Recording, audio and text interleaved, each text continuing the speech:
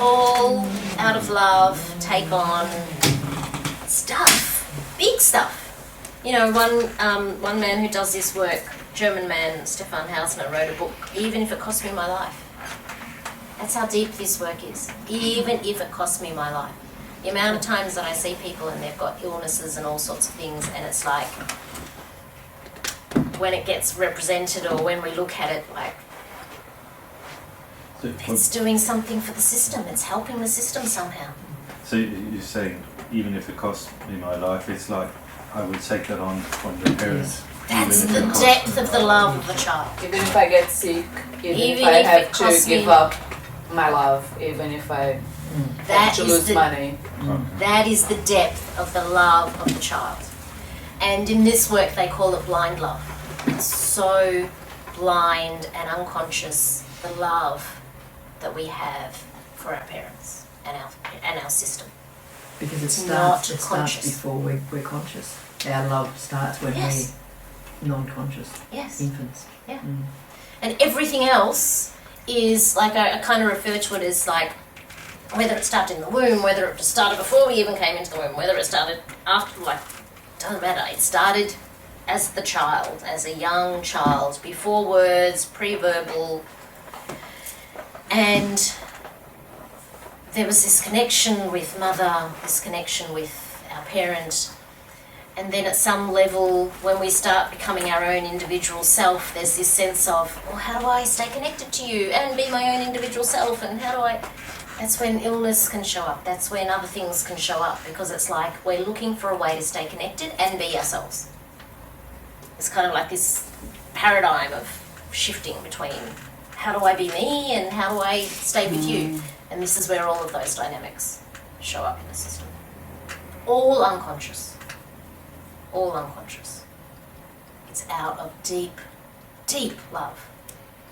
Which is a beautiful thing. It's a beautiful thing. Yeah. Just not healthy or sustainable, but it's beautiful. Yeah. And often it's because when our parent hasn't got support, we're like, nah, I'm going to take it on, even if it kills me, even if it costs me my life.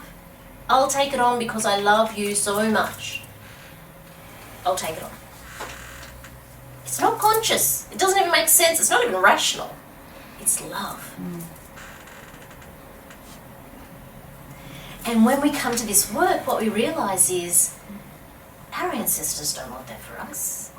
When they've had a hard life or there's been, you know, big stuff, and everyone's got big stuff, no one bypasses that either. When there's big stuff, they don't want that for us. But sometimes, and this is just my analysis of it, sometimes it's not until they leave the body that they realise, oh, wow, this is what I've left behind. Oh, how am I going to help now? Because I'm not here. And this is where somehow it gets passed on to the next generation. And it takes someone who's got the courage enough, which is all of you, to look when others couldn't. To say, yeah, out of love I carried it, and out of love I'll give it back. That's the work. Or it's not even I give it back, it's more that I'll look and we'll look at what was needed that wasn't there, what needed to be spoken that wasn't spoken, what needed to be seen that wasn't seen, what needed to be felt that wasn't felt, so that the whole system can breathe a little.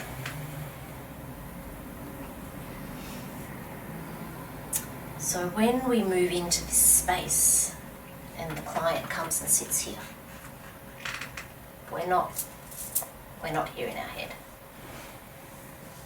There's a bigger, deeper movement that's happening, and our whole system is coming, our whole family system is coming to help